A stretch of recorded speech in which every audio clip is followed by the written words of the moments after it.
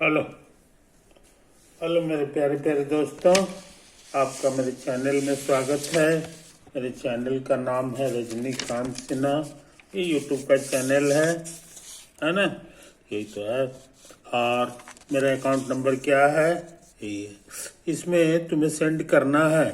इस account number में तुम्हें 1 लाख रुपया है ना, वन टाइम पेमेंट है। ये चीज़ है, ये बहुत थोड़ी सी रकम है ना? इसके एवज में मैं क्या करूँगा? फिजिक्स करूँगा, केमिस्ट्री करूँगा, मैथ करूँगा और पास्ट ईयर क्वेश्चंस भी करूँगा, है कि नहीं? ये चीज़ें इस तरह तुम्हारा आईआईटी जेईई एडवांस लेवल तक का तैयारी पूरा हो जाएगा, है ना? ये चीज़ है।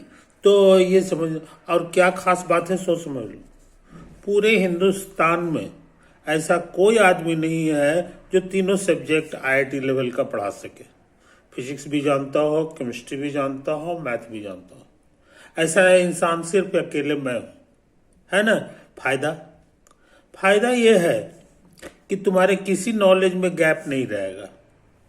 जैसे ऐसा आदमी जिसको सिर्फ फिजिक्स आता है कि नहीं? वो कहीं कहीं फंस जाता है, बार बार फंसता है कि नहीं? ये कैसे हुआ सर? अरे ये मैथ के टीचर बताएंगे, है ना? ये कैसे हुआ सर? ये केमिस्ट्री वाले टीचर बताएंगे, है ना? तो नतीजा क्या है कि तुम्हारे पूरी पढ़ाई में गैप रह जाता है कि नहीं? वही हाल केमिस्ट्री का भी है, वही हाल मैथ का भी है। तो पूरा पढ़ाई तुम्हारा गैप से भरा हुआ है। तो गैप से वाला जो पढ़ाई है वही फेल करने का सबसे बड़ा कारण होता है कि नहीं? आईआईटी को ऐसा नहीं चाहिए। उसको ऐसा चीज चाहिए जो तीनों के नॉलेज में उसका कहीं गैप ना हो। और ऐसा काम जो है वही करेगा जो सच में ही तीनों सब्जेक्ट का मास्टर हो। तो मेरे साथ खास बात यह है कि मैं वही काम करता हूँ। इसीलिए मेरे सारे लेक्चर जो है वो देखो कहीं गैप नहीं है। बहुत यही होगा कि कहीं गैप आना शुरू होगा तो उस तुरंत हम कहेंगे कि ऐसा करते हैं कि अभी हम तो 4 5 6 लेक्चर जो है हम मैथ वाला पार्ट भी तुमको क्लियर कर देते हैं। और वो जब क्लियर हो जाएगा तभी फिर जो है हम दोबारा फिर फिजिक्स में लौटते हैं। अभी भी वही हाल है। चैप्टर नंबर 3 जो है हम कर रहे थे, उसके बाद ऑब्जेक्टिव 1 किए, ऑब्जेक्टिव 2 किए। ऑब्जेक्टिव 2 में जो है 3 क्वेश्चन कर लिए। उसके बाद एक ऐसा जगह आया जिसमें गैप आना शुरू हो गया, है ना? तो उसी के चलते उसका कारण था मैथ। वो वाला मैथ जो है ये करना था, तो हम उसी को कर रहे हैं। उसी के तहत जो है हम कोऑर्डिनेट ज्योमेट्री पूरा किए हैं। अब उसके बाद अब कैलकुलस में लगे हुए हैं, है ना? वो सब कर लेंगे तब कहीं जाके आगे बढ़ेंगे, है ना? ये चीज इसलिए ये पैसा तुम्हारे लिए बहुत कम है ना? ये चीज है। ये इसको जल्द से जल्द अपना पेमेंट करके अपना काम पूरा कर लो। अब हम आगे बढ़ जाए। अब हम आगे बढ़ जाए। देखो एक क्वेश्चन है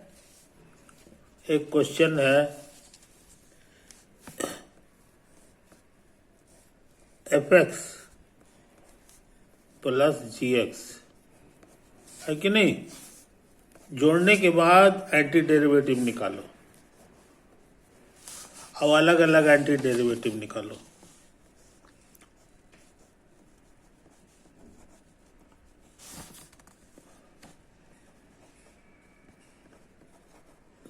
समझे?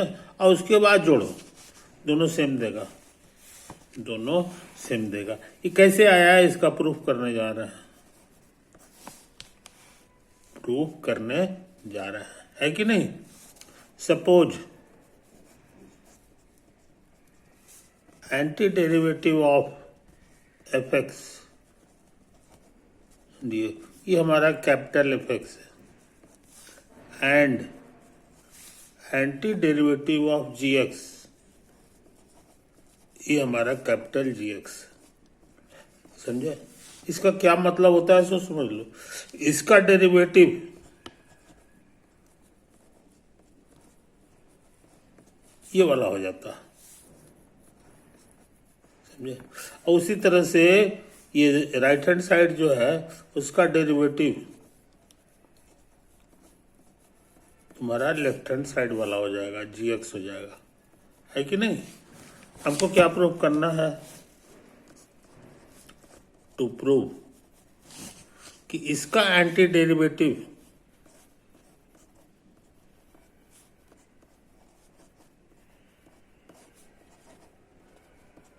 है ना, इतना है। इतना का मतलब शॉर्टकट नाम है कैपिटल एफ एक्स प्लस ये कैपिटल जी एक्स तुम्हारा है, ये तो आया है, दैट इज इसका एंटी डेरिवेटिव ये है, इसलिए इसका डेरिवेटिव ये होना चाहिए, derivative of right hand side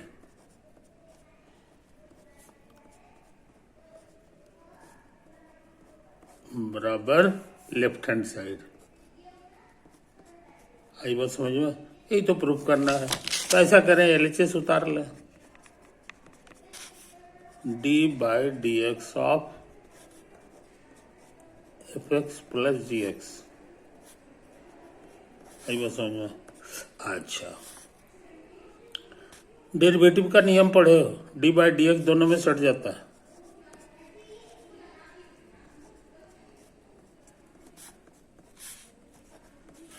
D by D X of, ये हो गया। ये कितना है यहाँ पे लिखा हुआ है, ये देखो, कैपिटल एफ एक्स का डेरिवेटिव स्मॉल एफ एक्स है, यहाँ लिखा हुआ है। तो ये कैपिटल, ये स्मॉल एफ एक्स हो गया, इसको उतार दो, इसको भी उतारो। कैपिटल जी एक्स का डेरिवेटिव क्या होता है, ये भी लिखा हुआ है, स्मॉल जी एक्स, तो स्मॉल जी। खुशी की बात, यही तो तुम्हारा आरएचएस है, ये देखो, ये लाना था, this is your right hand side. तो एलएचएस बराबर आरएचएस हो गया, ये प्रूव्ड हो गया। कुछ समझे? तो इस तरह से एंटी डेरिवेटिव का जो है क्वेश्चन में ये नियम लगता है। और इसी तरह से प्लस की जगह माइनस ले लो, प्लस की जगह माइनस ले लो, है कि नहीं? तो यहां भी माइनस आ जाएगा, है कि नहीं? इसका प्रूफ भी इसी का मिलता जुलता है। ये माइनस रखोगे तो माइनस हो जाएगा, तो ये माइनस हो जाएगा, इसी इसी तरह का काम करते जाओ, इसी तरह का काम करते चले जाओ। खाली प्लस को माइनस कर दो तो माइनस वाले का भी प्रूफ हो गया, है ना? यही चीज है। इतना ही नहीं, मान लो यहाँ पे लैम्डा से गुना है, जहां लैम्डा मेरा कांस्टेंट है, लैम्डा मेरा कांस्टेंट, तो ये लैम्डा बाहर आ जाता है।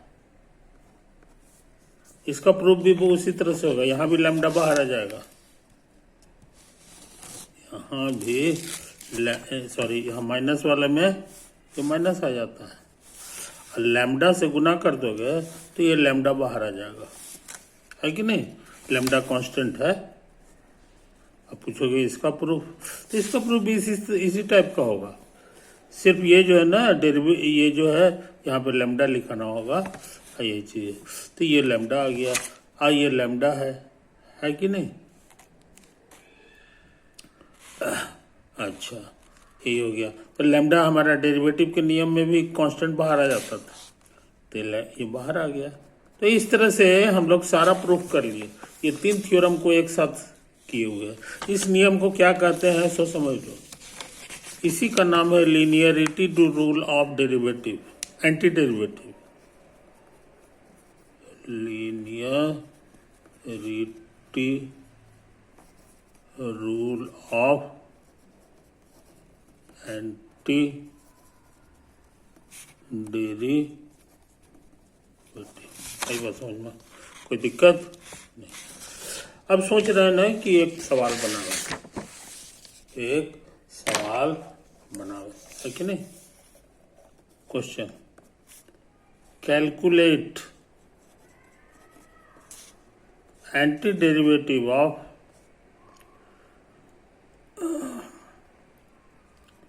x minus 1 into x square plus x plus 1 dx, है कि नहीं?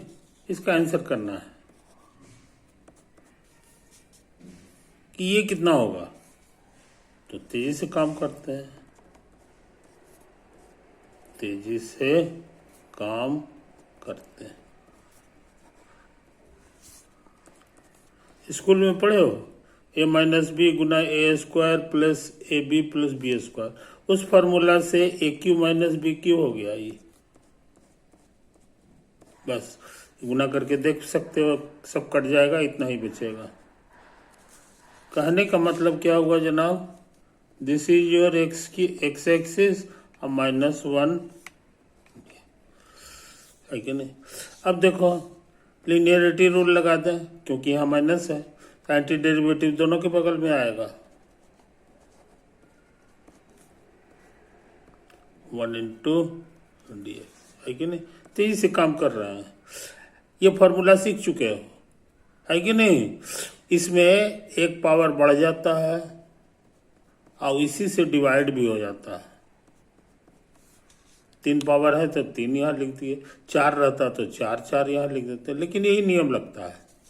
भूल गए हो तो तुमको हम याद करा दें formula, x to the power n, ये हो जाता है x to the power n plus 1 अब बटा n माइनस n प्लस 1, यही तो होता है। तो ये फॉर्मूला भूलना नहीं चाहिए, बहुत काम का है, बहुत काम का है। अच्छा, लेकिन यहाँ एक चीज याद रखियो, n तुम्हारा -1 नहीं होना चाहिए, इसमें फेल कर जाता है, क्योंकि यहाँ -1 रखोगे तो प्लस माइनस कट के नीचे 0 आ गया, नीचे 0 आना बहुत खराब चीज है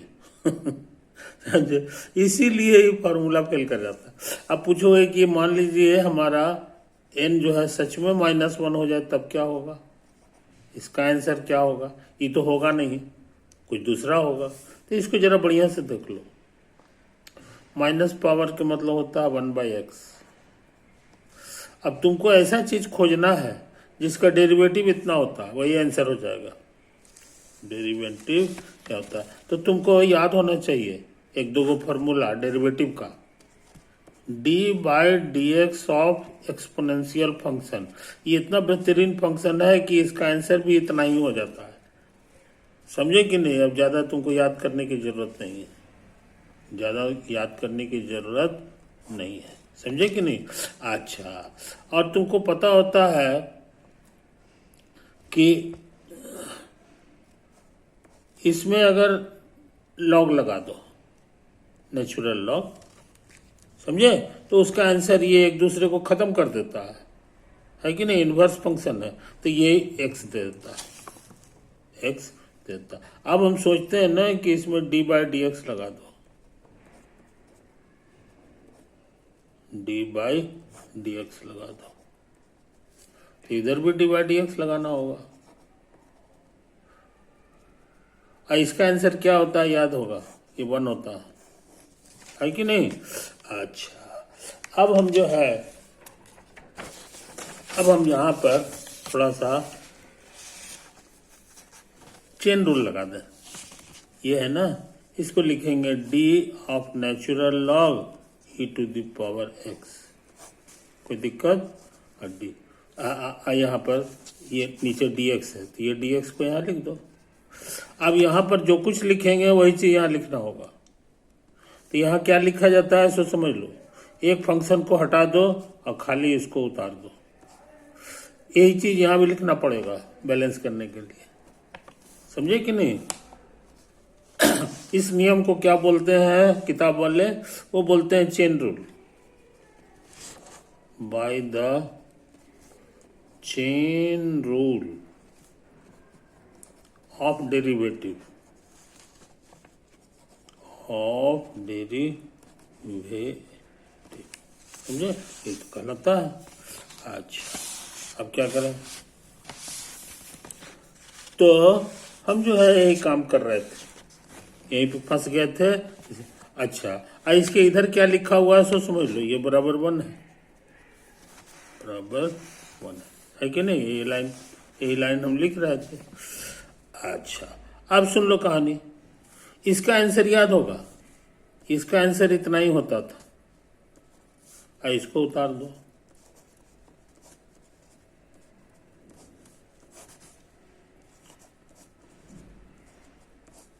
समझे, ये तो है। ये 1 हो गया, ये 1 हो गया। तो हम सोच रहे हैं इसको नीचे भेज दें, इधर भेज दें, तब डिवाइड हो जाएगा। तो हमारे पास फॉर्मूला हो गया कि D of natural log of E to the power X by D of E to the power X बराबर 1 by E to the power X. समझे, कोई दिक्कत नहीं। अब हम सोच रहे हैं ना कि ई टू द पावर एक्स का एक शॉर्टकट नाम दे दो, वाई दे दो। तो ये कई जगह है, यहाँ है, यहाँ है, यहाँ है, तो तीनों जगह चेंज करना होगा। नेचुरल लॉग वाई, ये हो जाएगा डी ऑफ वाई, आई हो जाएगा 1 बाई वाई। आई बात समझ में, कोई दिक्कत? तो इसका डेरिवेटिव, इसको तुम चाहो तो ऐसे भी लिख सकते हो, हेंस y को x कर दो, तो d by D X of natural log x, ये हमारे लिए 1 बाई एक्स हो जाएगा, है कि नहीं? इसका डेरिवेटिव ये आया है, ये इशारा किया कि इसका एंटी डेरिवेटिव यही होगा,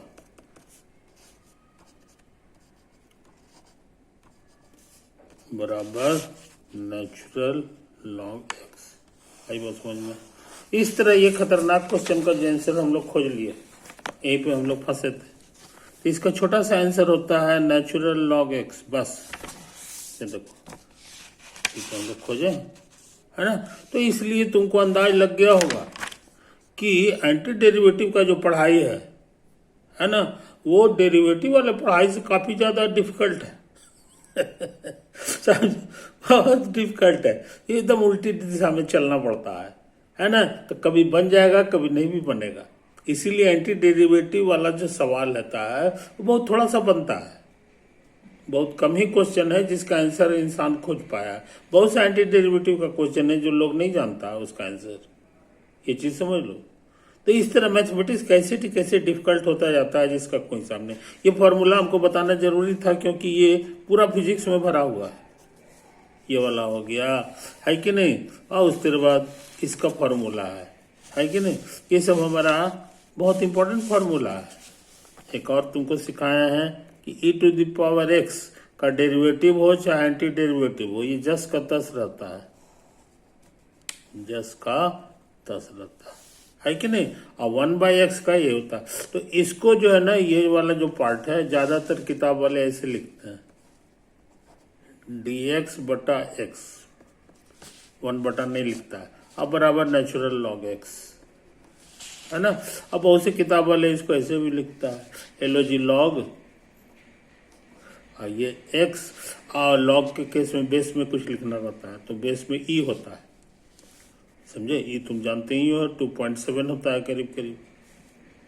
तो यही चीज है, तो ये लॉग से तुम्हारी भेंट हो रही है, एक्सपोनेंशियल से भी तुम्हारी भेंट हो रही है। इसी को आजकल जो है ऐसे ही लिखता है, ln x natural log x, समझे कि नहीं? तो काफी काम हम कर चुके हैं मेरे दोस्त, काफी काम हम कर चुके हैं, है कि नहीं? अब एक छोटा सा सवाल और बना के आज सवाल समाप्त करेंगे।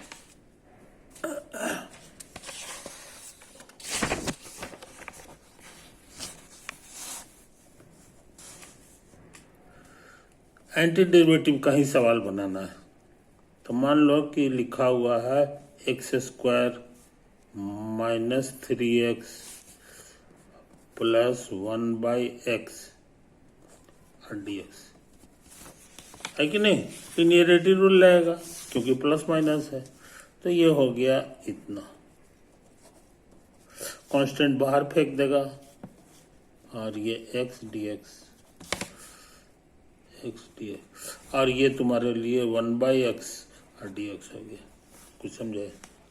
हम लोग कौन सा रूल लगाए हैं? By linearity rule. लिखना है जरूरी नहीं है, इसी तरह से हम लोग करते हैं। इसका आंसर बताना बहुत आसान है, एक पावर बढ़ा दो और उसी से डिवाइड कर दो। एक एंटी डेरिवेटिव निकल गया, इसको छोड़ दो अभी, ये दोनों को एक ही मर्तबे में सब मत निकालो। ये तुम्हारा dx बटा x, तो ये आंसर आ गया x³/3। यहाँ कुछ पावर नहीं है, मन 1 है। अब ये पावर वाला नियम से निकलेगा, एक पावर बढ़ेगा उसी से डिवाइड होगा। इसको छोड़ दो अभी। तो इस तरह से हमारे पास एंटी डेरिवेटिव 2 ठो खत्म हो गया, 1 ठो बचा हुआ। ये हो गया x²/2 अब प्लस एंटी डेरिवेटिव dx/x। खुशी की बात, इसका आंसर हम लोग खोज चुके हैं।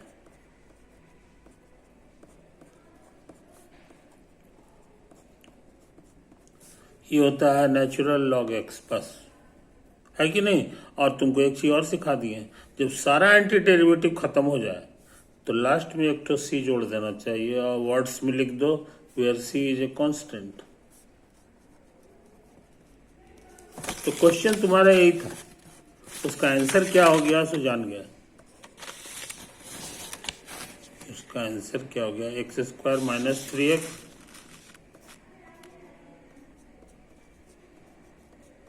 Plus 1/x dx।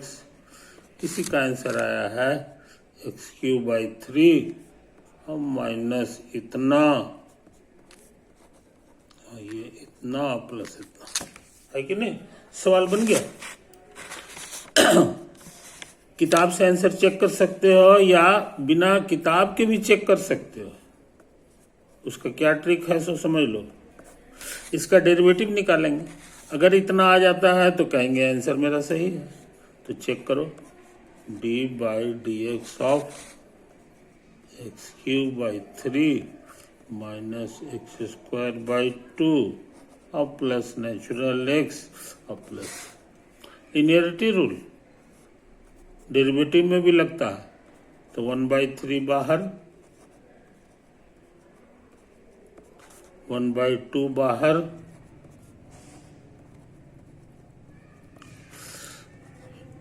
ये d/dx of natural log x और d/dx ऑफ c, समझे।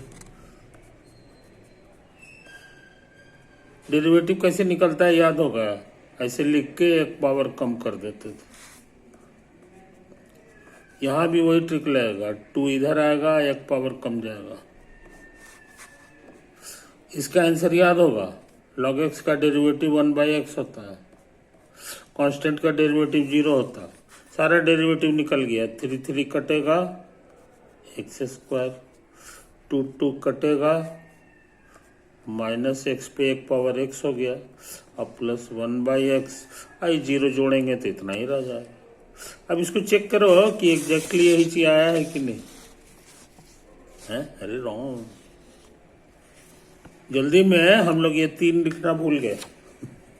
तो सुधार लो, ये 3 यहाँ पर था ना, यहाँ पर गायब कैसे हो जाएगा। ये 3 है, ये 3 है, 3 है और ये 3 है कि नहीं।